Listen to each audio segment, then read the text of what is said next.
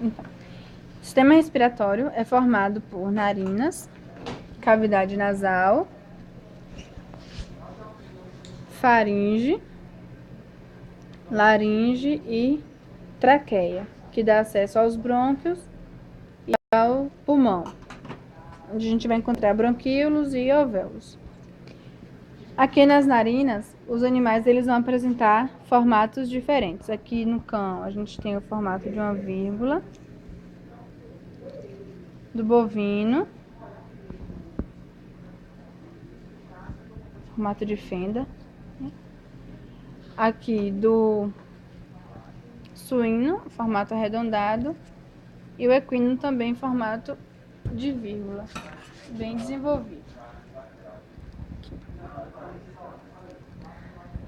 Os animais eles também vão apresentar os planos. No caso dos carnívoros e pequenos ruminantes, a gente tem o plano nasal. Visualizando aqui também o filtro nasal. O bovino, ele tem um plano nasolabial, porque a diferenciação do tegumento dele adentra o lábio superior. Então, um plano nasolabial.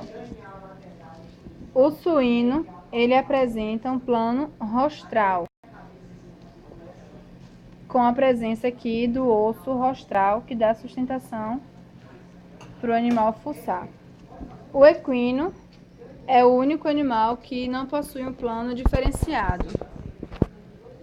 O tegumento dele não é diferenciado na região da narina. Internamente,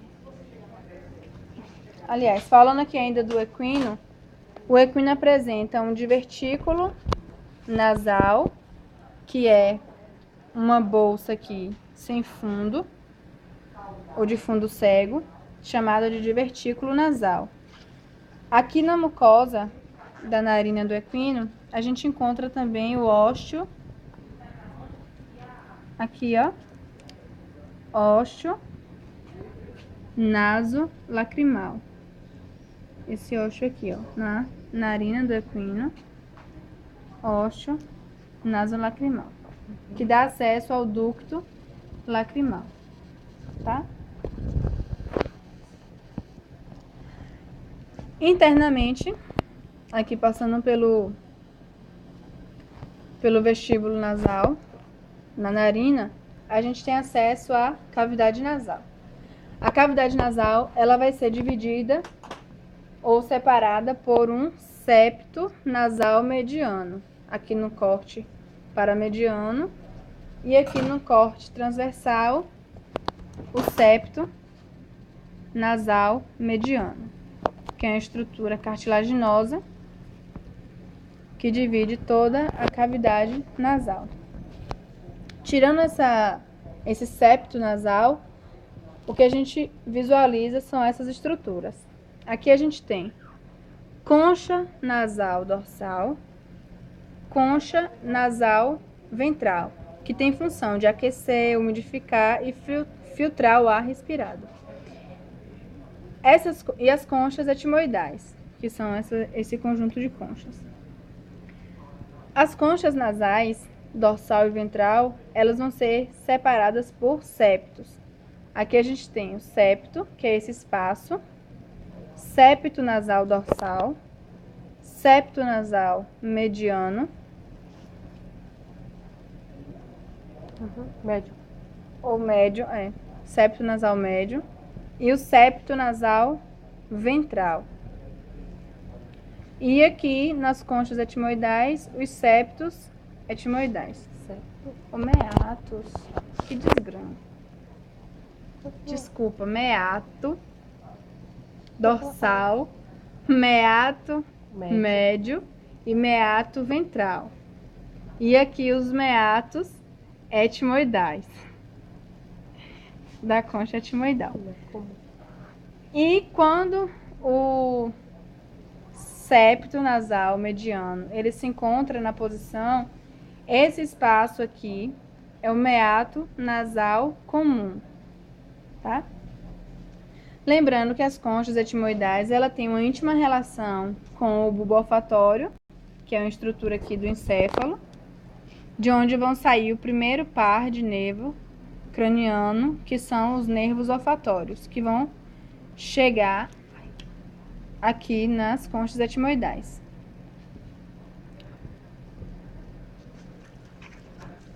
Nessa peça,